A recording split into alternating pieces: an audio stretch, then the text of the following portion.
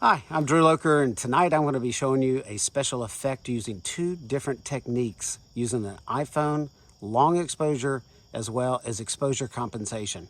Now you can have a lot of fun with this, doing a lot of different types of nighttime photography, and the iPhone mounted on a tripod with the latest generation of iPhones has really expanded the ability to take pictures at nighttime. So we're out on a 2/3 moon, so it's fairly bright, except we got a lot of cloud cover and some passing fog. So I don't know if we're gonna get the light that we had just about an hour ago, but the technique is still the same. And especially on a full moon night, or my favorite night is to take pictures actually one night before full moon, maybe even 2 nights before, and that's when you're getting to about a 90% luminosity, and your nightscapes are lit up by the moon. Earlier I could actually see my shadow even underneath the 2/3 moon. So a couple of things that we're going to do right here is we're going to be using this +2 exposure compensation. Go ahead and swap over our camera mode here. We're going to go to our forward facing. We're going to use our ultra wide angle lens. Let's go ahead and touch that right there. There we go. And I'm going to press the focus reticule so that we get some different areas as far as our exposure. Now in a scene like this where we have 3 different levels, we have the fire pit right here about 5 feet away from us. We have the house about 25 feet away. And then we have the background, the trees, possibly even fireworks going off, the stars, the clouds. That's off in the distance right there. So when you have a scene like this, you would want to be careful about what you focus on. If we focus on the house, the fire pit will go out of focus. If we focus on the chairs, we'll probably get a pretty good blend of the fire pit, the chairs, and the house being in focus. So I'm gonna try to focus on that Adirondack chair right there.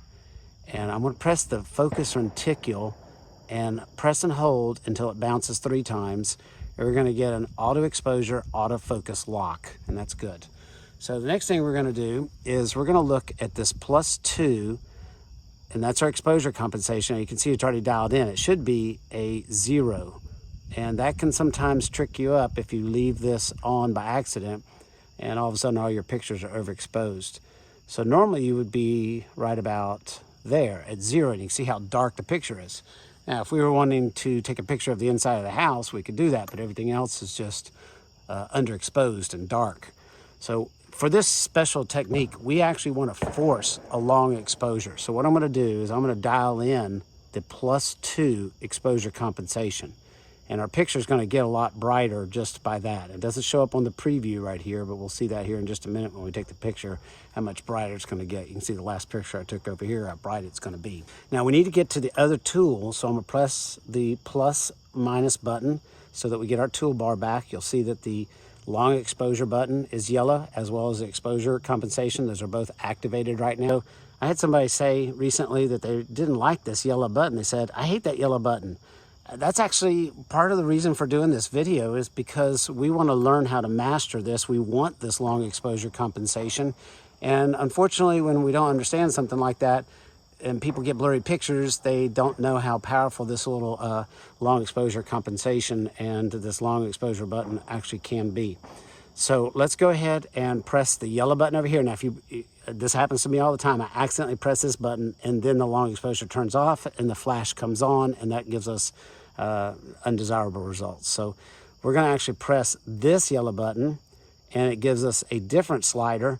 Now here, this is where we really need to understand what's going on with this right here.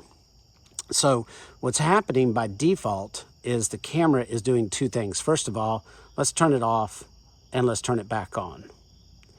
All right, by default, it goes to auto, and it's only going to give us 5 seconds. Now, 5 seconds is going to be okay, but we want the camera to take a 30-second picture if at all possible. And that gives us the best combination of noise reduction and a very clean, long exposure image to really get the vibrance of our scene. So first thing I'm going to do is start sliding the slider. Now, you'll see I see a 30 right there, and you see that too, hopefully. So auto goes away, and now it says max. It's right inside that window. I'm going to cover up the shutter for just a second so you can see that it says max right there, and that's actually good.